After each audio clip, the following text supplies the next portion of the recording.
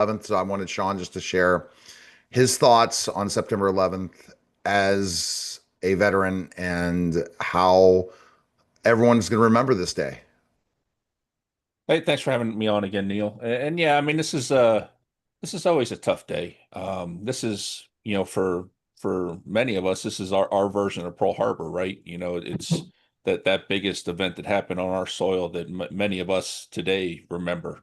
And it's the reason why I joined the military. I was actually, had already graduated college. I was working in a retail job, managing a store and getting ready to open the store, and 9/11 started happening. Um, so it's ultimately was what led me to change directions and join the military. And it's always a tough day because one, it's something that shaped the next 20 years of my life, but then also, remembering all those things that happened and what we went through and the emotions, the anger, the sadness. It's just that the whole process is just surreal, when you sit down and think about it. And then uh, this past summer, I was able to finally go to the 9/11 memorial in New York City. And you want to talk about an amazing museum, uh, but also it was the quietest museum I've ever been in. Normally you go in a museum, you can hear kids and, there might be some kids running around, whatever. And I went in there and there were kids, but you could have heard a pin drop. Even the tour guides, like they had the little clip-on mic, they're like whispering into it. It really just it was amazing to go through that whole thing. Really well done museum that, really touched home. Oh, wow. It's something, that Shawn is uh, a, a powerful memory. Where were you in 9/11? I was at a mall getting ready to open my store, and we were in Tallahassee, Florida, which is where I wound up joining the military out of.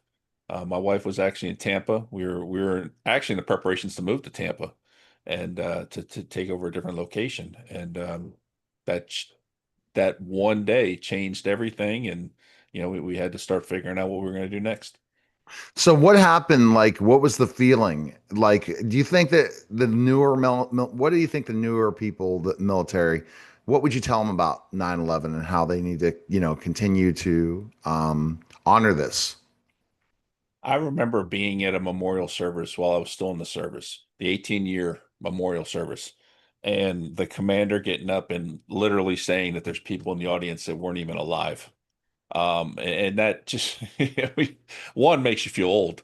But two, it makes you start thinking about that. How do you try to verbalize that? And I don't have a good answer for that, honestly. For someone who does so much talking, it's one of those things I can't really verbalize. But the one thing we do have is tons of video that's available, and you can literally see what happened. You can um, you can see what's happening to the people on the ground. You can literally see people jumping out windows, and so you can obviously share your own feelings about it. I mean, the first feeling I think everybody probably went through was just shock and disbelief. What is going on, and your initial thoughts is this was just a horrific accident, and then as the day goes on, you start to realize that this is a terrorist attack on U.S. soil, and which ultimately led to 20 years of war. But it's I don't know. I honestly don't know how to verbalize it. It's you just many of us went through the full gamut of emotions that day. Absolutely. Then that's the key thing that we have to understand and remember, and that things like this can happen again. And hopefully today we're going to see a lot of great memories of the people who served and were on the ground. I had interview with Storehouse Media Group, and one of the authors that was part of that whole thing in 9/11 on the ground. And she talked about how many people are not even alive anymore, which is a shame. Not Oh yeah, because of the that day, but because of health effects, health effects. yes, yeah, and that's the tragedy of it is so many people died after the event because of the health effects and what have you. And we got great organizations out there that are doing wonderful things, especially to commemorate today. Tunnels to Towers being one of my favorite. They've been on the podcast, and that all sparked from Frank's brother running down the tower or down the tunnel into the tower and ultimately losing his life that day. But they continue to keep the memory of days like that alive. And I truly hope that deep down we don't forget.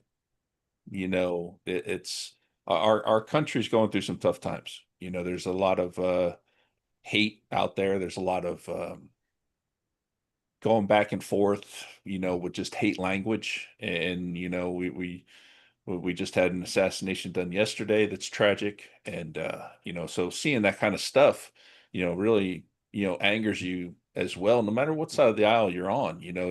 We shouldn't stand for that.